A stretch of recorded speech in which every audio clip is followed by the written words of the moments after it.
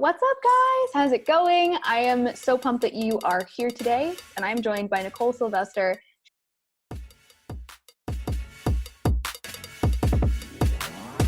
She's an international best-selling author of Shift, A Journey from Chaos to Consciousness, like literally obsessed with that title, by the way, and a renowned life coach, motivational speaker, and host of her podcast, The Harmonious Hustle. She's a survivor of domestic abuse and addiction. Nichole shares her inspirational personal stories and her expertise with others to lead them on a path towards wellness and success through her private coaching, guided retreats, and live online support groups. I am so excited you're here. Yay. I know. Thank you so much for having me. I'm so glad to be here too. And we get to go on Facebook and podcast. How awesome. Like we're just everywhere. We're just popping up all over the place. And I'm so when before we jumped on, we were both talking about just how we kind of met on Instagram, kind of, sort of, and through other people, and just kind of started, I guess, semi-stalking each other. And I remember watching your stories, and I was just like, I love her energy. I love her vibe. Like, we need to connect. So I'm so glad that we're doing this and getting to hang out today. Cause I don't know, like we were saying before, that this is like the year of collaboration for me. Yeah, I feel that too. And it's probably for a lot of people, but it just goes to show, like, we were both kind of watching each other on the internet. Yeah. And it's like, just reach out. Just say hi. We can actually connect in real life. Yeah. Like, I like how this is real life. Yeah, this feels real compared to just watching people's stories and stuff like that. Well, when you meet people from the internet in person, are you like weird? Like, oh my God, like my students were like, if I met you in person, I wouldn't know what to do. I was like, why? They're like, do you have legs? I don't know. I never see them. Like, you're just a torso. Yeah, it is kind of, it's interesting because have you ever met anyone from online and then you meet them and it's kind of disappointing? Like, they seem really cool and I've had that happen to me, like where I was following people and I'm like, this person is amazing. Yeah. And then I go up to them and I'm like, I love your stuff. And they're just like, and I was disappointed. So I feel like I never want to be that for someone, So it's that actually did happen to me once. And I felt really sad after. I was like, oh man. And I got a very different perspective of that individual, but that only happened once. And this is like years and years ago. And I've been really grateful that the people that are kind of in my circle now, who I've met online or follow online, I've met them in person, and they are exactly who they put themselves out there to be. And I feel like when I meet people in person and they say that to me, which, like, who am I? I'm not like a celebrity, but people listen to the show and they follow me and they're like, you're exactly who you are online. I'm like, that is literally the freaking best compliment I think you could ever give someone. I agree. And that's why I always think, like, I think that may make people nervous when they say that they're nervous to meet us, or, so like, I get it. Same. Totally. Yeah. Okay. Well, so for people who are just kind of getting to know you a little bit, I would love for you, because you have an amazing story. So I would love for you to share kind of how you became this, thought leader and this author, this amazing person who's making so much impact on the world. How did you become this version of you today? Yeah, it's definitely a crazy different version than I was 10 years ago, right? Which a lot of people would say, but for me, in the way that my book is, like the whole Shift and like A Journey from Chaos to Consciousness, I was living in really extreme chaos. Like, if you would have, anybody could peek into my life, and I mean, you see it in the book, and you would look at my life 10 years ago.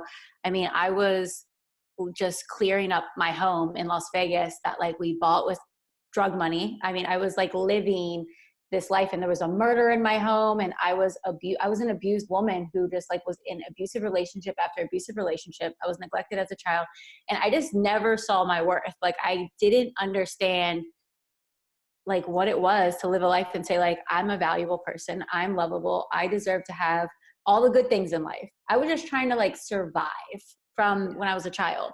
And then I had a daughter. And when I had my little girl, I realized, like, I have someone to take care of, and I can change this. Like, she doesn't have to grow up how I grew up. She doesn't have to like feel the way that I feel right now, but it's all on me. So I moved to LA, just like trying to just live a normal life. And that's when I found spirituality. And I found meditation because I was like having massive panic attacks. I literally like blacked out from a panic attack on the freeway in Pasadena. And I end up at the hospital, and Were you driving? Yeah. Well, like I pulled over because I was having a panic attack, but like I blacked out. And that's like, I was in an ambulance, and like, when I got to the hospital, I just remember like my friend was like, you have to do something. And I didn't want to take the medication because the medication, like antidepressants and all that stuff, was making me feel like a zombie. And I was just like, I don't want to feel like that. So she was like, you have to go to this place called Agape. So anyway, I go there, and I was really reluctant because I was like atheist and like anti any church, anything, you know? And I get there, and I started recognizing like some of these narratives, like there's a part of you that can never be hurt or broken by your past. There's a part of you that is not the things that have happened to you. And I was like, what is that? Like, I don't know, but this makes me feel good. Let me follow this. And, you know, I found myself going to like silent retreats and going to my first silent meditation retreat on my 30th birthday. And it like changed everything, because not talking for 3 days and meditating like that, you end up noticing the things that you're saying to yourself, the things that you believe. And I just went down this path, and eventually I had this awakening where it was like, share your story, help women, everything will be taken care of. And that's when I started thinking like, okay, I have to actually come out and share these things that happened to me instead of like suppressing them, which was making me sick and have anxiety. Okay. So you didn't talk for 30 days. No, not for 30 days, 3 days. Oh, 3 days. I was 30 like, days, I don't know who I would be. I was like, I'm like, damn. I'm like, wow. Just in my mind, I'm like, how do you, okay. So, but even 3 days, that is a fairly long time to be in deep meditation. So like what did you experience from that? Like your first meditation retreat, you realize how awkward you are and how uncomfortable you are with the silence. Like sitting down for your first meal of like no talking and having another human in front of you and you can't talk, you notice like that you want to fill the space, that you're not okay with just being. And that's huge, because now when I'm around people that I know are not comfortable with that, you notice it. They want to like fill in all the gaps. You're in the car. They can't just listen to music or just be. And there's nothing wrong with that. It's just, that's like the majority of people. It is. And I think even in my relationships, I know because I tend to be more introverted and just, you know, kind of chill. When I'm with somebody that I'm comfortable with, there's just a ton of silence and like, there's no need to fill it. But is that anxiety? That's so fascinating. So for you, I mean, this whole idea of harmonious hustle, I love. Yeah. And I remember there was a woman I was talking to about the hustle, and she was like, I don't like to use the word balance because I don't think there's such thing as balance. I think there's harmony that we can find between hustle and flow and masculine and feminine energy. So I'm curious, what does harmonious hustle mean for you? And how does that like show up in your business? So first, let's say that like I hated the word hustle for a while. Yeah. And here's why. Because like when someone thinks of a real hustler, like I made my first million by age 25 doing illegal stuff. And I thought of hustle like the kind of hustling that I used to do and that like my ex did. And I took that same like gritty energy into my finance business in 2010. And I sold life insurance. I sold mutual funds with that masculine energy of like, I don't care. I'm making all the calls. People will buy from me. And what I recognized that like I was miserable. And I also associated it with a lot of negative things. So I went on this whole spiritual journey of like, I'm done with the hustle. And I found myself off like of that like harmony again, because I found myself like not wanting to charge people and not wanting to make money. And then I started like rationalizing that I don't like luxurious things, and that's BS. So it was like I was trying to like unpack too much and like take on this identity that wasn't mine. So then what I found was I was trying to like kill off the version of Nikki, the hustler in me, right? Mm-hmm. But then I realized like that's my grit, that's my passion, that's my power. I'm going to bring her back in and own her again. But there's also this other version of me that needs to listen to myself and not listen to other people, and to pray and to meditate about it and to take time away and say no. And I don't need to be focused on all the calls and all the things. So that's where Harmonious Hustle was born. I love really that. All that.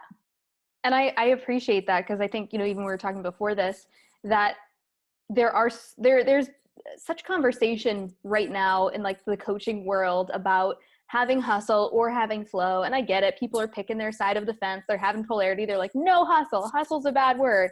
And other people are like, let's puke together. Hustle all the way. And I'm like, what's going on? What's happening? But like on one side of the fence, we've got Gary Vee, who's like, I love him and adore him, and he's also got bags under his eyes, and that his mode of how he functions works for him and probably wouldn't work for the majority of people. And then you have some amazing spiritual leaders who just like meditate and receive, and like they have all of these beautiful invitations coming to them. So for somebody who's trying to find their way through that and figure out what feels most aligned to them, is there any like advice that you would give? Yeah. I would say that we need different things every day. And like part of my business, part of my life, what makes me happy is like, I give myself the permission to need those things. Like some days, you know, like I went to a meditation retreat or it was a sound bath retreat for New Year's Eve. And I came home and I was in this space of like really deep reflection. And finally I was like, no, I was like, I need to put on Jay-Z and go to Soul Cycle. And that's what I did. And then I was like back in my flow. And then after I push for a few days and I feel like I'm stretching because and I think this whole idea of people that are like, it's graceful and effortless. And I think that's nonsense. Writing my book took discipline. It was uncomfortable. I was stretching. I was becoming a new woman. Like you got to decide like what kind of legacy you want to leave and know that it's going to need you to do both. We're not one thing. We're multidimensional, and like, look at all the elements in life. Like, you know, it's trying to be one thing is just limiting yourself. I love that. And I love that you said the word discipline, because I think that is an important piece, and that almost does get a little bit lost, that, well, if it doesn't feel easy and it doesn't feel like I'm in alignment with creating this piece of content today, then I'll just wait till I'm in flow, which is never, because you know, it's like, no, you've got it. Some days it's going to be hard. I don't know if you know the book, The War of Art, not to be confused with The Art of War. They're two different books. I know both of them, but I have not read either of them. Yeah, well, the one that I'm intending to mention is all about like having those upper limits around your creativity and really having that discipline. It's so powerful. And I know you also said, you know, there's this fine line of figuring out within your alignment when to say yes to something and when to say no to something. Yeah. And you had said like saying no was what you needed to do. Yeah. Well, in the business world, I get caught up there. But go ahead, sorry. No, I was just like, I think this is just an interesting conversation, because like, again, there's people who are like, say yes, just say yes to everything, jump in. And people are like there's a movie, Yes Man, with Jim Carrey. So you're like, yes, I'm going to say yes to everything and I'm going to go. Yeah. And then there's the people who are like, create boundaries, say no to everything, you know, blah, blah, blah, blah. So I don't know. I think this is just such a funny, you know, balance or game of finding that harmony between the two. Yeah. It comes down to like inner authority and having harmony there. Like, you know, especially in the coaching world, like I'm not a big person. I love selling. I get such a high off of selling, but at the same time, I don't believe in hard selling. Like, I don't want to push anyone to do something they don't want to do. I believe in abundance. I believe I don't need to do that. Yeah. And I trust that what people feel is right for them when they feel it is for them. And now if someone comes to me and they're like, this is so exciting, this is for me, and then they say they can't afford it, I'm going to work with their mindset a bit, right? But when it comes to like, can we just trust that each of us knows what we need, like, and that we can feel into that? So I think for like the empowered yes and the empowered no requires you to trust yourself. Yeah. And to know that it might look really ridiculous, some of the things you're going to say yes to and some of the things you're going to say no to. But like life has a way of weaving and doing what it does. And all we have to do is show up to be our best self every moment, and whatever that looks like, you know? So it's just like, to me, the inner work is where we lead for me in my world. That right there was just so freaking good. And I'm curious, you know, obviously this took time for you to develop all of this and, you know, refine your own alignment and really getting in tune with, you know, who you are. You know, this is kind of a muscle that we're all building, figuring out how to know when something is an empowered yes or an empowered no. So I'm curious, like, what are your beliefs about success? I always love asking successful people, what are your beliefs about success and money? Yeah. I mean, to success and money, I think that it's all highly personal. I think everything in life is highly personal, right? And there's some people that are literally, they feel more at peace and content living in a farm, making like, you know, $40,000 off their crops than people that are making $40 million and buying all the things and doing all the things. It's really an internal thing. And I go off and on of like focusing, like, I want to make $1 million this year, to like, then I realize I'm chasing. I never want to be in a chase. The chase does not feel good to me. It feels competitive. It doesn't feel good. I want to show up and ask like, God, this energy and intelligence to attach me to its service, allow me to be the most fulfilled and highest expression of me. Mm-hmm. And I love doing all the little upgrades and luxury like things in life. I love being able to invest and do things for other people. And I just want to do all the things that feel good to me. So for me, success is always like an internal check-in, like, how do I feel right now? Mm-hmm. Absolutely. I think that's so powerful. So powerful for people to recognize that, yeah, we overcomplicate it. We overcomplicate feeling good and staying in alignment. Yeah. And I get it. Like, there's all this noise and so many Instagram quotes that are telling you to do all of these different things. Yeah. I get caught up in it. Like, I get caught up just as much as anyone else. I wonder, like, am I not doing enough? I mean, I'm simultaneously very hard on myself. And it's also where I've learned to have radical compassion with myself, because that I know that all you probably can relate to this. I feel like most people that have found success, and like, we're young, like people that are finding success and doing these things, you have this internal part of you that's like, we can keep going. There's not enough done here. And that's like a gift and a curse, because you're like, well, wait. So what I found is, for my own peace and to be present in my life and to feel good, I sometimes have to back down from that and just ask, like, what am I really meant to do? Because the cool thing about life is that when you're putting in the consistent work and you are dedicated to just like, I want to be the fullest expression of my potential, when you live from that place, magic and miracles unfold, and you don't know how quickly something can explode in your life. So for me, it's going there again and again. As soon as I go off track, come back. It goes off track a lot. I think that's important to talk about. And I'm glad that you said that, because I think sometimes people who are newer to spirituality, the law of attraction, studying a lot of this stuff, even people who are reading your book are sitting there going, oh, well, it's easy for her. It's easy for him. I can't do that, or I'm struggling every day. But it's really about what they're taking in. And it's about their wiring of their belief systems and their model of the world. So for people like that, I think it's, first of all, so important that all great leaders share, kind of behind the scenes, that it's not all perfect, that it's like there are days where there's highs and lows. But what else would you say to that person who's just new to their spiritual journey, who's like the person who's the personal development junkie, who's like reading 50 books a week, who's just like, I will take all of this in, I want to change? I always say this, like, first I would say this, my book reads like a movie. And if you read my book, you'll never say, well, it must be easy for her. You would probably, what I get from people is like, well, if she can do it, I can do it, because I lived in an extreme state of like, you would never expect that I could go from that to now being paid, multiple six figures a year to help people find this within them. Right. But what it shows is that there's this seed of potential, like we're truly coded for greatness, all of us. And that we'll never be able to like access the codes if we're not willing to do the work to dissolve all that isn't the code.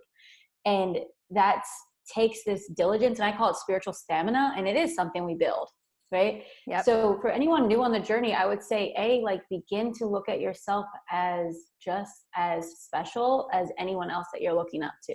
Like the whole thing I always go back to is like, we're one of one. So if you're one of one, you're never going to be expressed again. Are you willing to do the work to nurture and cultivate your own seed? And if you're willing to do that, in time, your greatness will be revealed.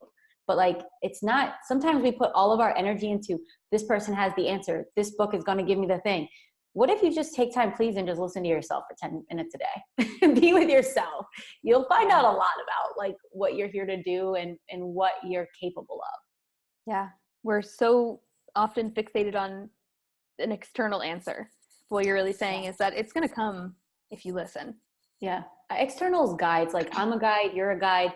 We are here to help people in their journey of becoming them, but like who they're meant to become and what they're meant to say and what they're meant to write and perform, that's internal. Right? Like, so everyone else is kind of just like the mold or the shiner, like we're here for that. But like, I think too many people are always looking external and they don't want to be with themselves. Because when you're not just going to find your business idea, you're also going to find your wounding. You're going to find your shit, So it's like, that's what we're really running from. So if you can just be okay with that, you'll find other stuff too. That is such a good point. Like we're taking in all this information, scrolling Facebook, filling ourselves with information and ideas, and almost to the point of overwhelm and overstimulation. And there is very little space that's being created. And I see this pattern coming up.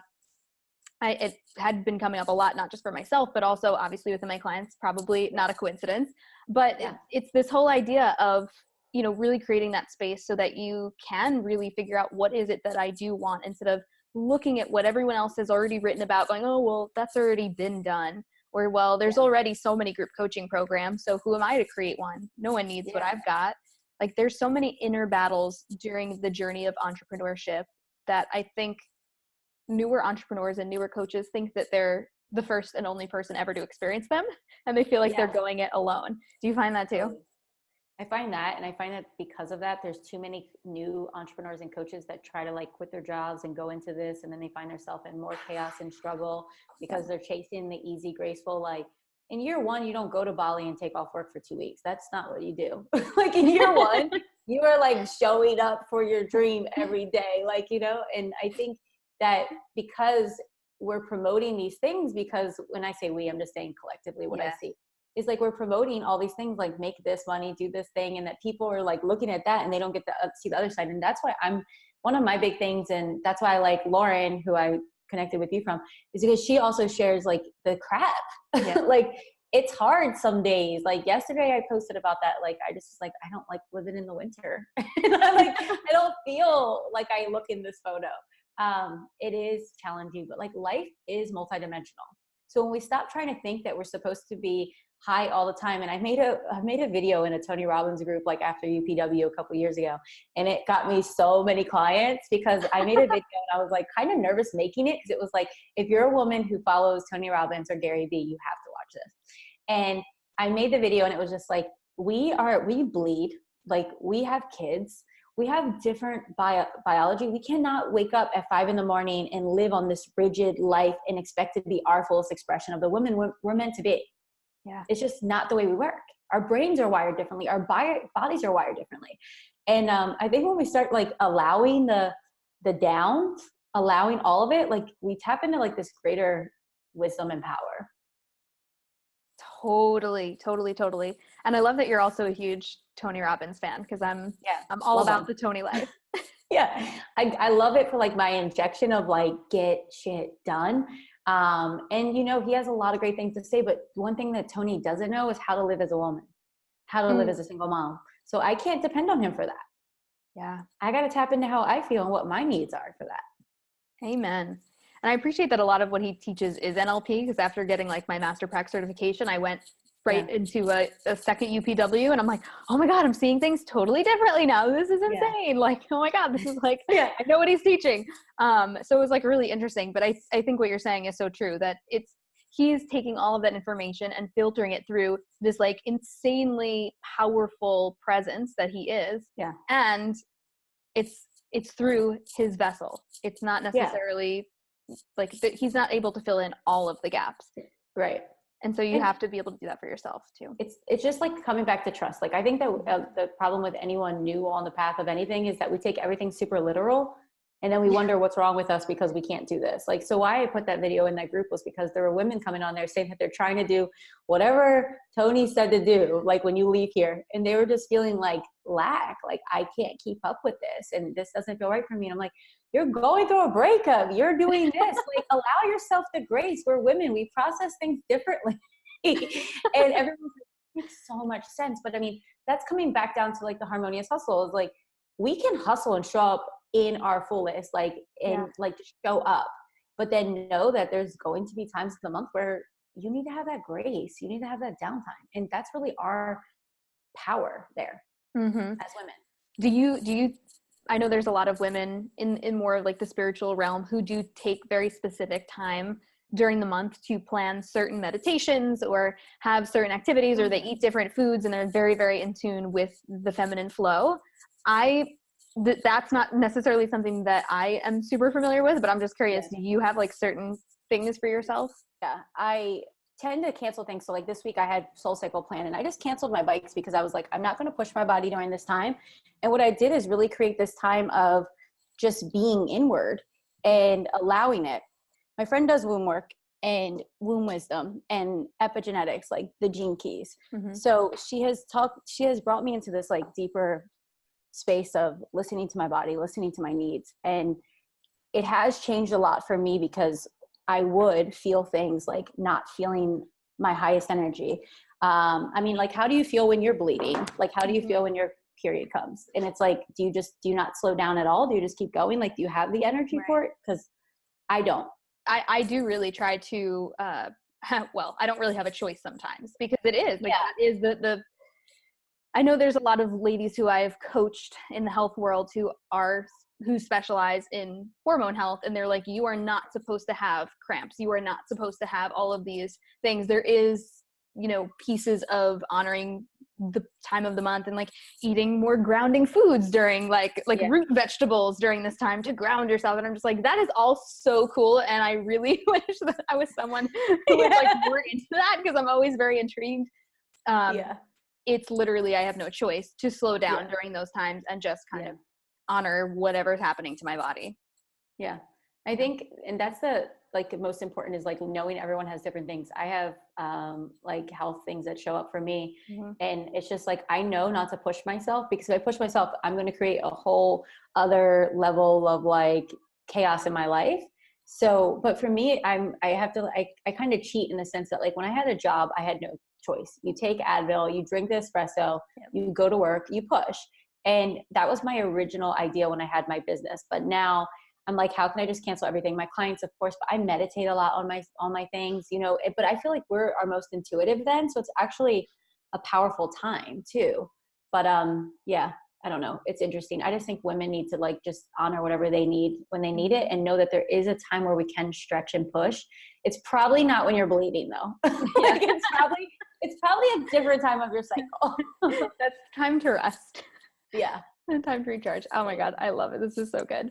So I do want to quickly talk about Bali, because I think this is so freaking exciting and so fascinating. Yeah. You're going to be going to Bali like very soon. Yeah. Yeah. That is something that I'm like dying to do at some point soon. So what is it that you're going to be doing there? I'm going to a 100-hour like active meditation training. It's funny. I went to Bali to lead my retreat. And when I got there, I found out a friend died, and I was like devastated. And I knew that I had this group of women coming for me to lead them in retreat in a week. And I was like, I just wanted to go home. Like I did not want to be in Bali. And I ended up finding this place. I was like looking for things that I could do to like help me heal and just move into a higher frequency. Right. And I found this place, Yoga Barn in Ubud. And then I found a teacher there, which I just went to his class. And his class was like the first thing I went to help me feel better, out of my grieving. And then I just kept going to his classes. I took the retreat ladies to the classes. And the last class there, it's this intense breath work. And you move through the chakras with the breathing and the holding the breath. And the last one, I laughed for like hysterically laughing for probably, it felt like 20 minutes, but I just could not stop laughing. I had this like moment of like complete bliss. And I was like, I'm coming back to study with this guy. So that's where I'm going. So that was July. And now I'm going to LA for a week, and then I'm flying to Bali for the 2 weeks to do the 100 hours. Oh my God, I'm so excited for you. I can't wait to like watch your stories. Hear all about it. I'm sure you do a podcast on it. Yeah, I'll do something on it for sure. Oh, so good. So this was so amazing. You shared so many amazing insights. Where can people go to hang out with you and learn more about what you do? Yeah. Thanks for having me, and thanks for walking with me around the house. You can find me on my website. Of course, there's always everything there. I have retreats and events and all that goodness. My podcast is where I really love to play. My podcast is still kind of new, but I've been having so much fun with it. So the Harmonious Hustle. And then Instagram. I do Facebook Lives, but like, I don't know, Instagram has been like my favorite place to play lately. So come hang out over there and check out what's going on. Amazing. And we'll link all of that up for you guys so you can go and connect with Nichole. Thank you. Thank you. Thank you. I literally can't thank you enough. This was so fun. I'm so glad we finally got to connect, and I'm so honored to have you here. And this, like, I'm just so blown away by like everything that you share with the world and put out there. So thank you for being who you are and being this amazing energy. Yes. Thanks, love. I appreciate it. Bye, everyone. Thank you.